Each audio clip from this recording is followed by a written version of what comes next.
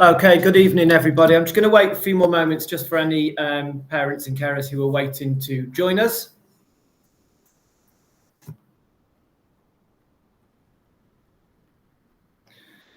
Okay, good evening and welcome to our Year 9 transition evening 2023. It's great for us to be able to at least have some sort of a beginning of our induction process for Year 9s. It's not the usual start that we would have expected or anticipated this year, so apologies for that. You'll be well aware of our recent issues with RAC that have affected, unfortunately, our ability to host events such as this in the short term. You'll also be aware, fingers crossed, and we are still on track, by the way, for the opening of our new temporary accommodation in the next couple of weeks. So that is fantastic.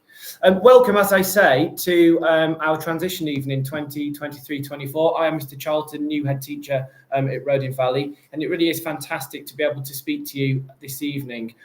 Just so you know that the session will last around about 45 minutes. We will stick to time, and I will share with you shortly an email address that you'll be able to send messages to if you've got any questions about the presentation or indeed anything linked to school life, which we'll be able to reply to you directly on. Okay, so Roding Valley has a 7-year pathway, and you'll be aware, and it might well have only seemed like a few short weeks or months ago that you were in Year 7 having this induction evening. And in fact, now we move on to Year 9, a critical year for students at Roding Valley. It's a year in which they will pick their options, and there'll be more on that later on in the presentation. But it really is an important year. What we do here, we work back from a 7-year plan, and we think about what we'd like our students to leave Roding Valley with. And many of our students will go off to university, they'll get degree apprenticeships, they'll go on to employment or further training. So we work back and really do try and work out a bespoke programme for each of our students. And tonight's session, we're going to talk you through a little bit of that detail tonight to hopefully allow you to have some informed conversations with your children as we progress through the year and onto some of those bigger decisions that will happen midway through this year, which will have an impact on Key Stage 4 and what happens at GCSE. For years, we have endeavoured to be the school of choice in a local community, and actually by this time next year we will be the school of choice, and that will mean we are a full school, we are oversubscribed, and that's a really important distinction for us to be able to make. Actually, we're going to be the school now where people want to come to, and I will share with you some of our wonderful exam results from this year, both at GCSE and A level. But what that is built on really is our foundations, our core values of aspiration, respect and endeavour. And these three different values that we've worked so hard to instill in our students and amongst our staff as well really do underpin a lot of the fantastic work that's happened here over the last few years. This underpins not only our personal development curriculum, but our assembly programme, our interactions with students, and also a lot of what goes on in the curriculum on a day-to-day basis in lessons. I want to share with you just the opportunity now to go through some of those exam results from this year. We're really proud of our students and how well they did in the summer. And it's not about comparing with other schools, and we're not competing necessarily with other schools, but I think it is important to know that actually we exceeded both local and national averages across GCSEs. And I'll share with you a few of those headline figures as we go along. And hopefully this will be of some reassurance. Our students really did exceptionally well this year. And so I want to share some of those details with you. In English and maths in particular, what you're looking at there is the green column. This is our progress measure. In old-fashioned money, this would have been your A star to C's, but it's changed in recent years. And the reason why we've got 2019 there as a comparison, actually, that was a last year pre-COVID where the data was unaffected either by teacher assessed grades, by centre assessed grades, or by truncation of the subjects in some way, shape or form. So really that's the most robust, the most reliable data set that we've got for comparison. A lot of schools do use that as a comparison tool, particularly this year. You'll see on the right-hand side there, in terms of our overall progress, we have got a score of plus 2.0. It is worth noting that this is unvalidated, i.e. it's not yet been published by the DFE, but in our experience, these tend to be pretty accurate. Also, you'll see there that we've done particularly well in English. And again, it's a significant jump on 2018 and 2019, but actually it just underpins this idea that our core subjects really are doing particularly well. And you'll see maths there with a progress score of plus 2.22. It really has been a strong year for our students. At A-level 2, our students did very, very well. We were delighted. One of our students got into study medicine at the University of Cambridge, but actually we've had students going off to the University of York, to LSE, to Bristol, to Warwick, and around the country. I did mention previously, but it's worth stating again that we've had a high number of students who've actually gone on to study something called degree apprenticeships, which are a bit of a meeting in the middle between university, but also going on the apprenticeships. If you don't know about those, I really do urge you to go and look into them. They are a fantastic option for our students, particularly post year 13. We have an absolutely wonderful career development manager, Mrs. Mason, who will begin to work this year even more closely with your children to make sure that they're really clear in their mind what their next steps are and what they would like to do, not just at GCSE, but post-16 and post-18 also. It would be remiss of me not to mention attendance, and I know that we are unfortunately affected at the moment by this combination, this hybrid learning between coming into school but also learning online, and I do acknowledge the frustration that would cause and acknowledge the fact that nothing does beat being in school face to face. We still must focus on that, and I really do require everybody's support in getting students into school, particularly as we go into those winter months, particularly as the building fully reopens or we're at full capacity, should I say. It really is important that students get into the routine. Year 8 and Year 9 have been affected, particularly by this rotation, and I appreciate that getting them back into a consistent routine is going to be slightly more challenging. If you need support with that, please do get in touch with us, but we do ask as well for your support in helping to get students back into the building. And it is worth noting that at GCSE level, an attendance of around about 85% on average would mean you achieve 2 grades fewer or less than students with an attendance of 95%. There really is a strong positive correlation between attendance and outcomes at GCSE and also A-level as well. We know that our school is good, and we don't need Ofsted to come in and tell us that. We know that from our rigorous self-evaluation, from our quality assurance, and also from what parents, carers tell us, from what our students tell us, and also what our staff tell us as well about wanting to work here. And I've been here 3 or 4 weeks now. What I can tell you is that it is a fantastic place to learn. It's a wonderful community. I've been absolutely astonished by some of the high level and engaging work that I've seen across the school. It really is fantastic. And I don't need to focus too long on what Ofsted did say, but it all just backs up is triangulating what we already know about our school, which is it's a really good place for you to learn if you're a student. It's a fantastic community, and actually we're well on our way to developing more and more outstanding practice across the school. Before I hand over to the next speaker, I just want to detail some of those key people supporting your children. So your academic mentors across the year group, that's really, really important. They are your first port of call if you're a student or a parent. And again, all of those details can be found on the school website. Another person who's very important is Mrs. Larkin. She will speak to you very shortly. I'll hand over to her, who's a deputy head teacher for curriculum in progress. Mr. Meir, who's one of the assistant heads, Mr. Vermack, Mr. Ryan, and also Mrs. Routledge as well. These are just some of the important people who will be dealing with your children throughout the year. Okay, so I'm now going to hand over to Miss Larkin, who is a deputy head teacher, as I say, for curriculum progress, who's going to talk to you a little bit more about that. Thank you so much. So as Mr Charlton said, I'm one of the deputy head teachers here, and I'm going to be talking to you a little bit about teaching and learning, and of course that ever important curriculum and progress. So first of all, I won't go into too much detail about this, but I'm sure that lots of you guys know that we follow an ACE framework here at Roding Valley, and all those lovely and wonderful things on the screen are things that all of our staff plan and centre their lessons around. So I'm not going to read through every single one of them. I'm just going to read through a couple of highlights there.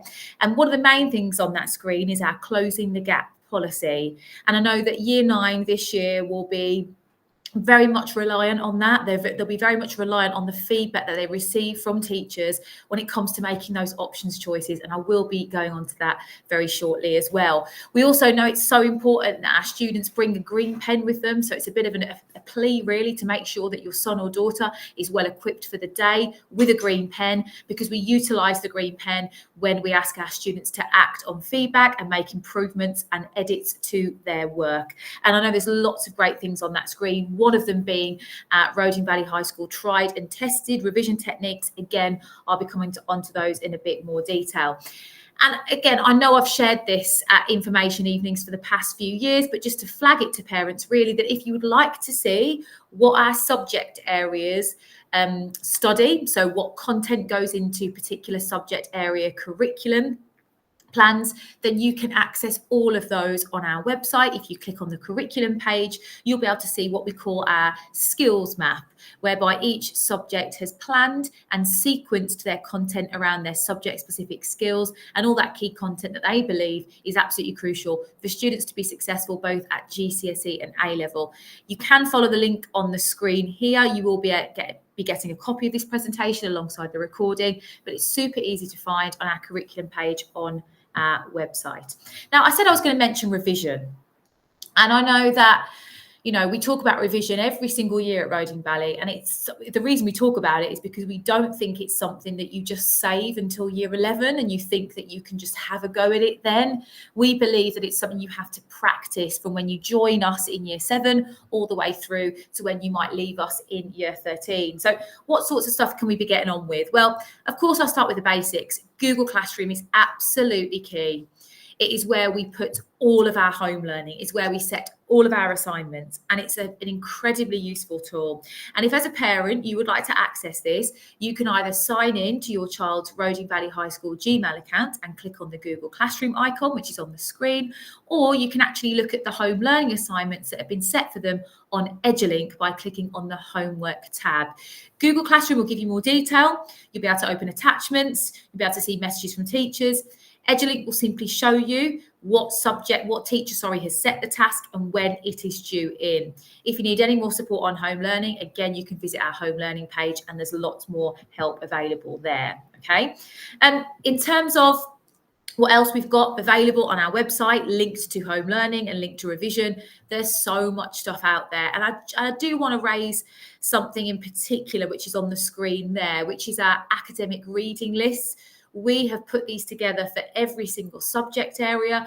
If you're sat here thinking, I want my child to do some further reading, but I want it to be linked to the curriculum and I want it to be useful, then we put together a series of reading lists for all year groups across the school from year 7 all the way to year 13. And you can have a look at the subject that you're interested in, and you can have a look at the book recommendations that our teachers have put together.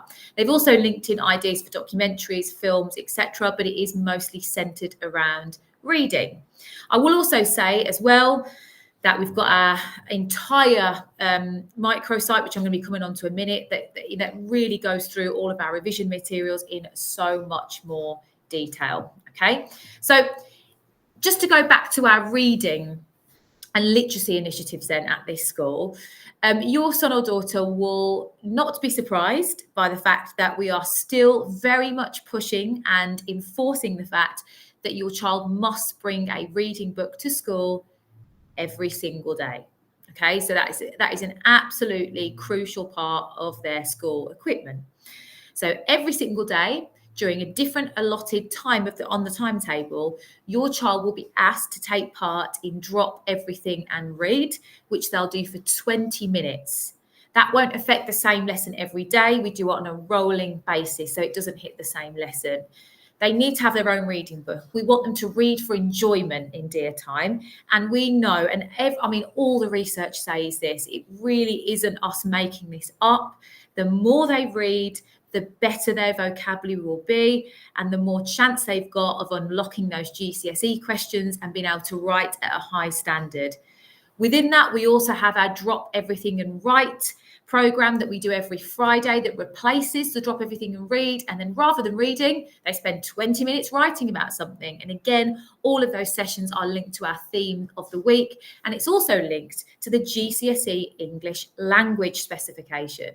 So the skills that we're getting them to practice every single week during our drop everything and write time are all linked to our English GCSE. So we're building up to that place. And of course, we're only a year away now and being in year 9 for us really embarking on those GCSE pathways. Okay. So whilst I'm talking about literacy, I've got to mention Bedrock. Again, your son or daughter will know about Bedrock. We've been doing Bedrock for the past 2 years. In fact, your children were the first year group to experience Bedrock when we started using this program 2 years ago. It is an absolutely fantastic tool. I know I've got loads of info on the screen there. I won't read through all of it, but essentially what is it? Well, it's an online vocabulary program that explicitly teaches Tier 2 and now Tier 3 vocabulary to your son or daughter. Tier 2 vocabulary is the types of vocabulary that your children will see on their GCSE papers. So words like analyse, okay? Those are the sorts of words, or words like interpret and examine. These types of words they will see as command words on their GCSE paper. And if they don't know what it means, they're going to really struggle. So Bedrock explicitly teaches these words, and it does it in such a way where it constantly repeats the content and tests your child on that on a regular basis. Every child's got access to this. All they need to do is visit the Bedrock homepage and they click sign in with Google, and they use their Roding Valley High School Gmail account to access Bedrock. They will already be on a specific block and a specific level, and they will just simply work through the content and the lessons to ensure that their vocabulary is improving. It's brilliant. It's personalized. It's all centered around retrieval, and we know that it massively helps. And if you look at our incredible English results over the past few years, we know that Bedrock is one of those tools that we believe massively helped our students make that progress. And then just moving on then from teaching and learning, moving on to our curriculum. I won't talk in too much detail about this because I'm pretty sure most of us are probably aware that, of course, we now use grades 9 to 1 at GCSE. We don't use A star to G anymore. They are reformed GCSEs. We knew that over the past couple of years that they're going to be more challenging. There's very limited coursework in the majority of our GCSEs. There's also a SPAG focus, which is spelling, punctuation and grammar, which we didn't have on the previous set of GCSEs. And we also know that it is a 5-year curriculum. So essentially what I'm saying is we can't just wait till year 11 and then hope for the best and think that we're going to pass all of our GCSEs with flying colours. It doesn't work like that anymore. They have to really put the work in right from the get-go.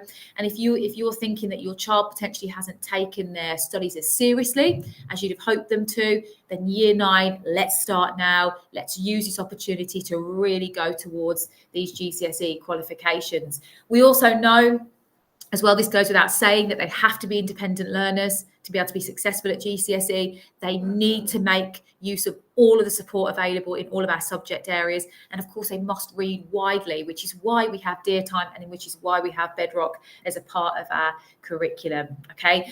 And again, I know these are obvious things, but this is a great time now as a parent to start asking your son or daughter about what their interests are in regards to what they're studying, because in a few months' time, myself and Mr Ryan will be speaking to you in person in school during our options evening, and we'll be telling you to start selecting specific subjects to study at GCSE. Let's start the conversation now. Let's not wait until then. Discuss potential careers and be there, obviously, to discuss what options do you realistically have moving forward. And on that, let's talk about options very briefly. This is not our options evening, so I won't be going into the pathways in lots of detail. We'll save that to our options evening after Christmas, and we have all the dates on the screen very shortly. But just so you all know, we break our options into 4 pathways, as you can see on the screen. So we have pathway 1, 2, 3, and 4. And essentially, and I'll go into a little bit more detail for you here, essentially each pathway is centered around a different focus. So for example, pathway 1 is where our triple scientists will be. They are the students that our science team have selected to be able enough to sit 3 science qualifications rather than 2.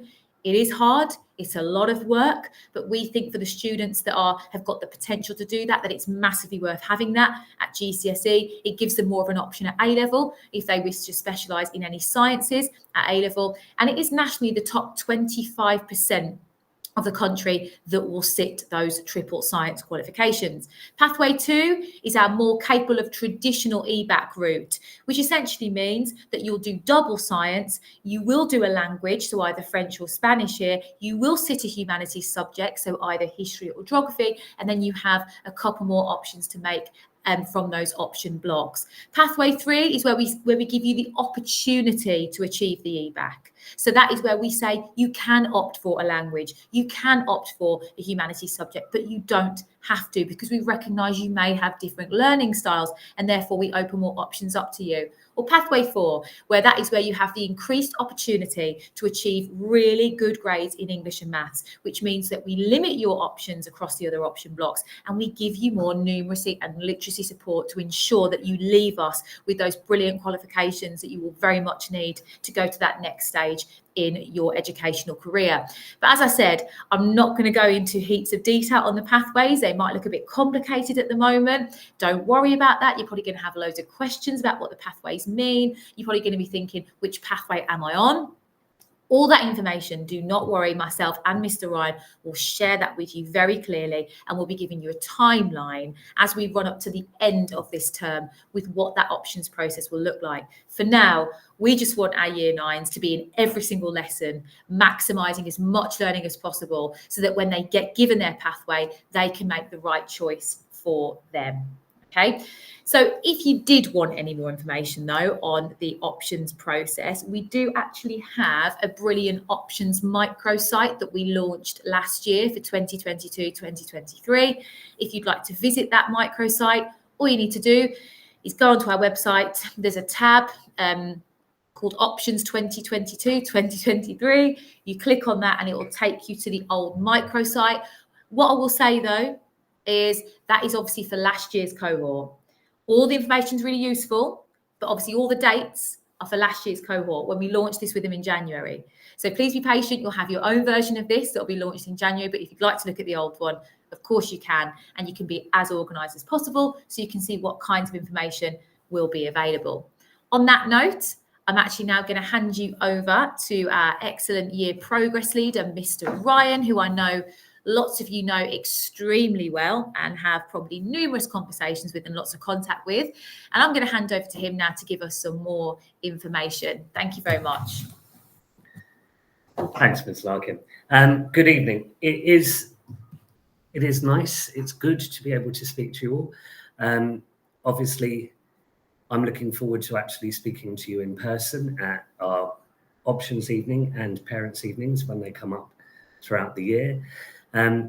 It is unfortunate that we're going through this situation with our buildings at the moment, but I'm hoping, and we all hope, that actually everyone will be back in school before half term.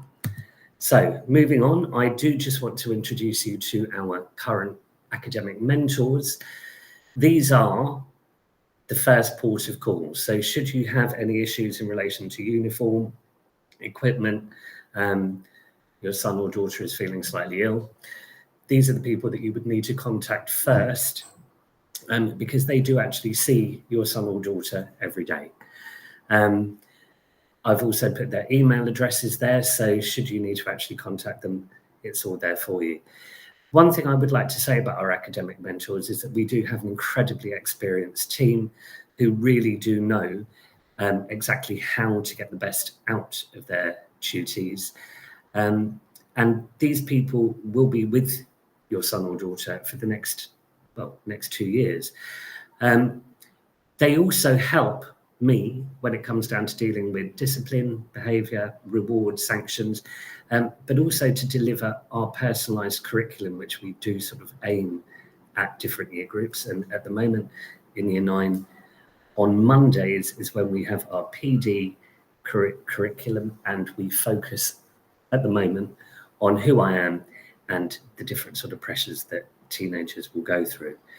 They also help to deliver our careers program. I know Ms. Larkin has talked about the careers program.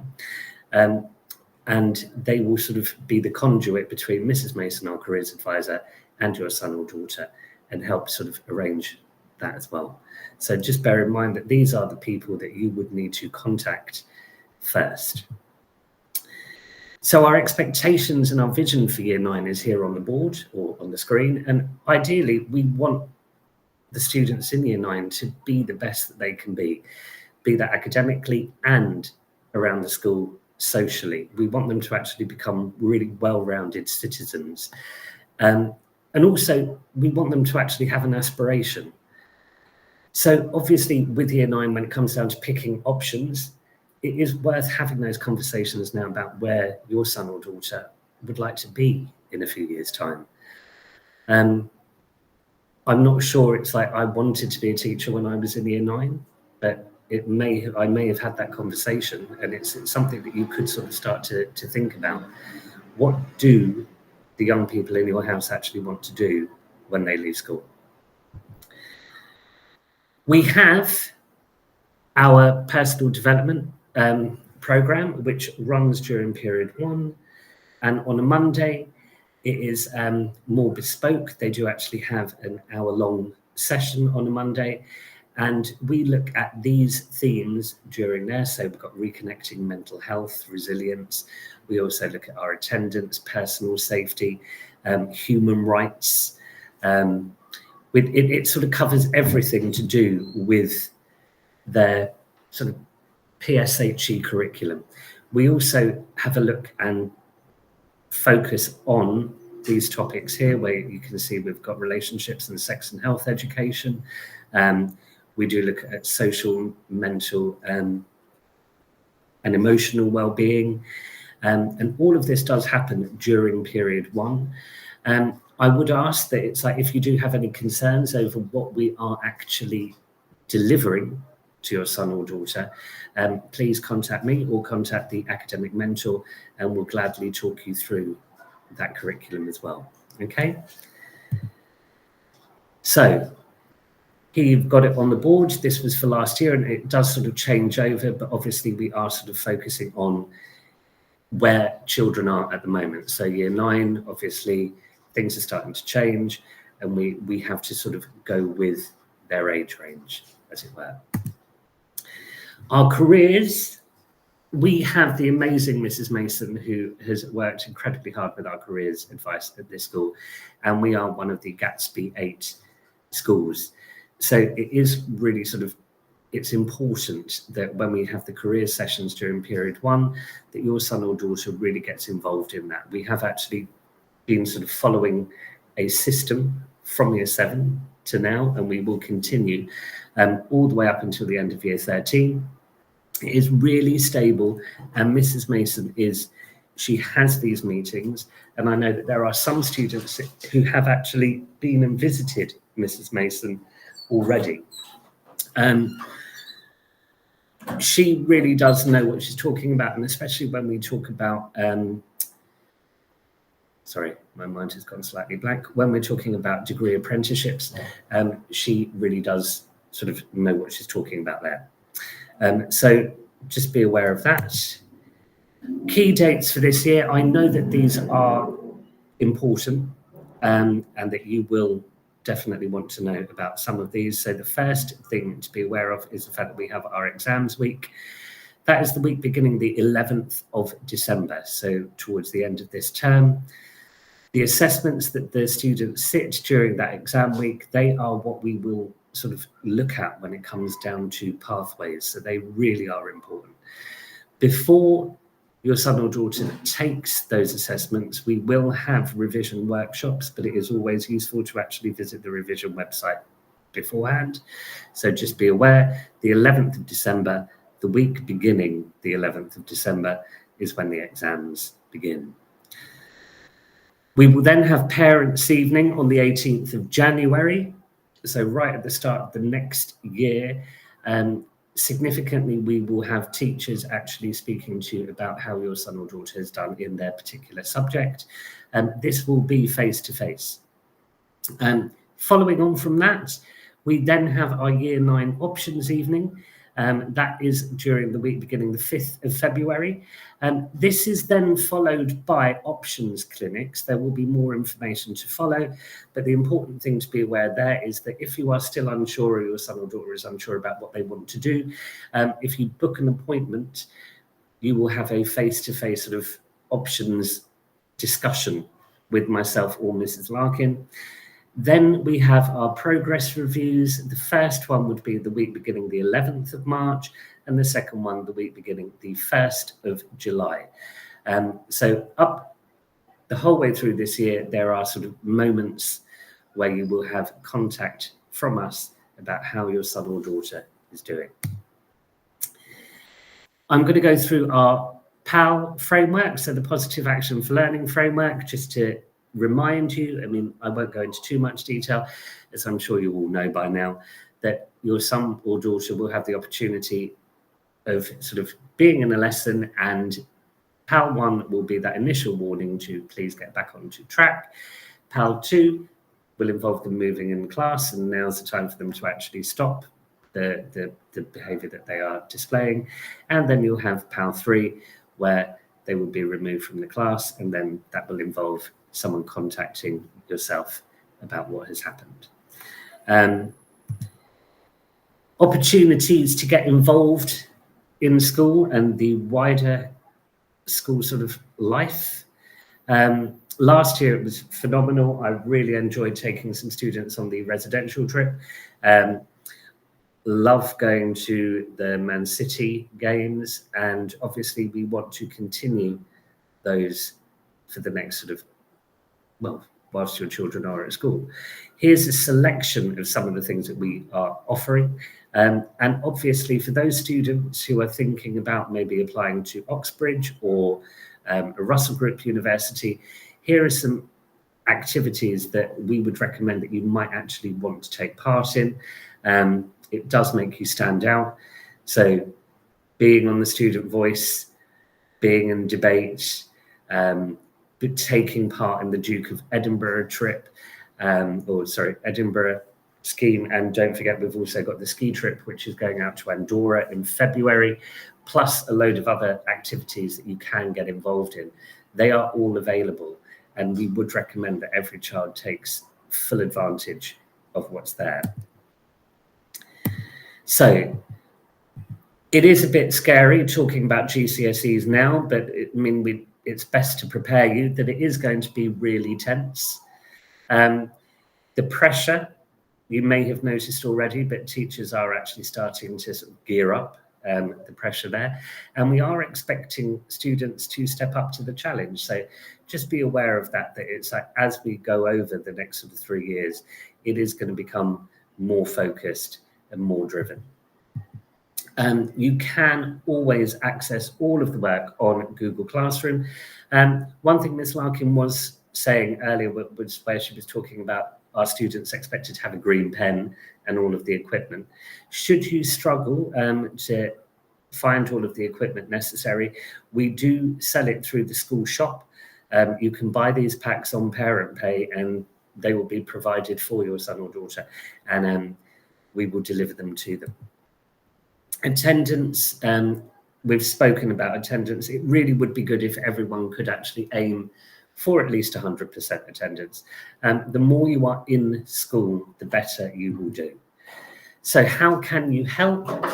Really significantly, I always try and be positive, but positive reinforcement is essential. It's like always showing that your son, your daughter can do really well.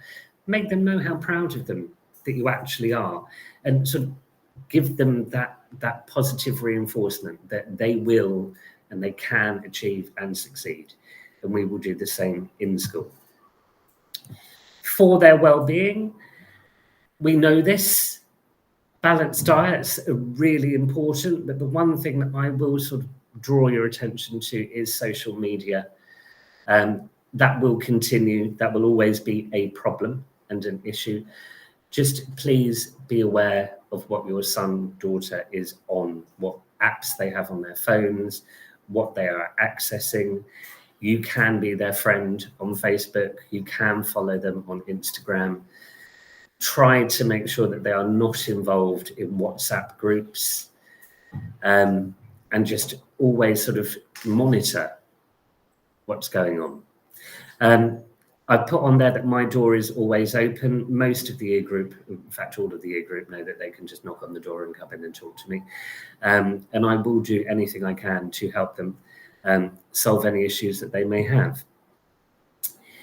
Going over the social media thing here, there are a few other tips there that I would recommend, that especially the one where it's like, do you know if your child's account is open or closed? Is it private?